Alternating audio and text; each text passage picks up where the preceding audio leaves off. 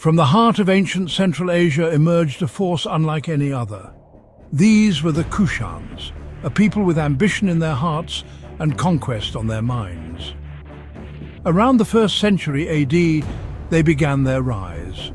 This was a time when the once mighty Greco-Bactrian kingdom, remnants of Alexander the Great's empire, began to fragment. The Kushans, seeing an opportunity, seized it. Their early conquests focused on this fractured landscape.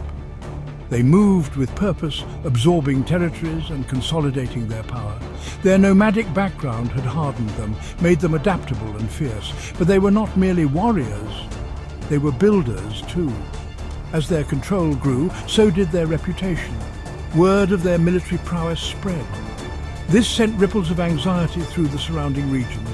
Little did these kingdoms know they were about to face the might of a burgeoning empire. The Kushans, under a skilled and ambitious leader, were poised to change the course of history.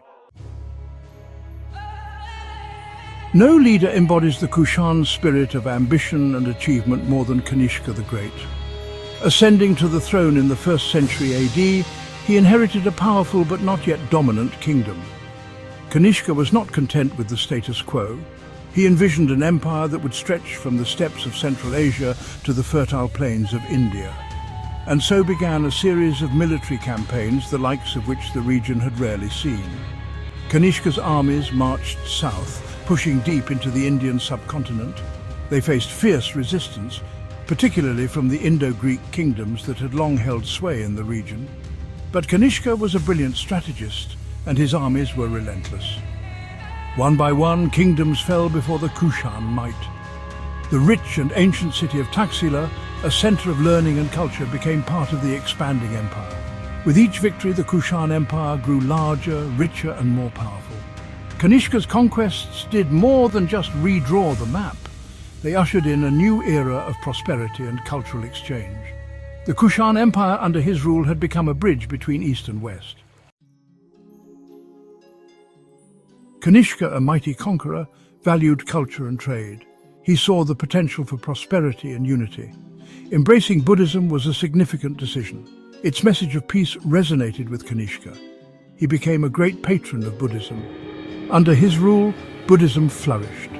Monasteries and stupas sprang up along trade routes.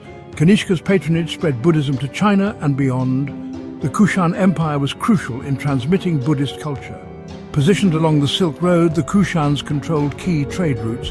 This network connected China to the Roman Empire.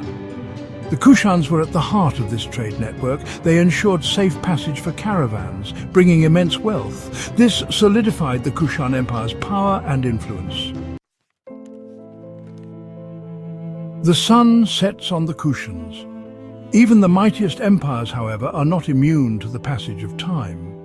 By the 3rd century AD, the Kushan Empire, once so dominant, began to show cracks in its foundation. Internal strife, often a consequence of empires stretching too far, weakened the Kushan grip on power.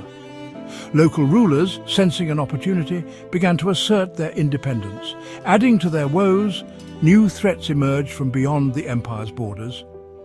The Sasanians, a powerful dynasty from Persia, began to exert pressure on the Kushan's western frontiers. To the east, the rise of the Gupta Empire in India further diminished Kushan influence. These external pressures, coupled with internal instability, proved too much for the Kushan Empire to bear. The once mighty empire slowly fragmented. By the late 4th century AD, the Kushans had been reduced to a shadow of their former selves. Their reign as the masters of Central Asia and parts of India had come to an end. But their legacy, woven into the very fabric of the region's culture and history, would endure long after their empire crumbled. A lasting legacy. The Kushan Empire may have faded into the mists of time, but its impact was profound and lasting. They were builders, patrons of art and culture, and facilitators of trade. Their legacy is seen in the art, architecture, and religious landscape. The Kushan style of art blended Greek, Persian, and Indian influences. The Gandhara school of art produced striking depictions of the Buddha.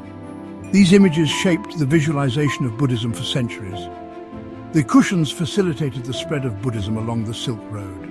Their empire was a melting pot of cultures and ideas. Their legacy reminds us that empires crumble, but cultural exchanges endure. Subscribe Got History.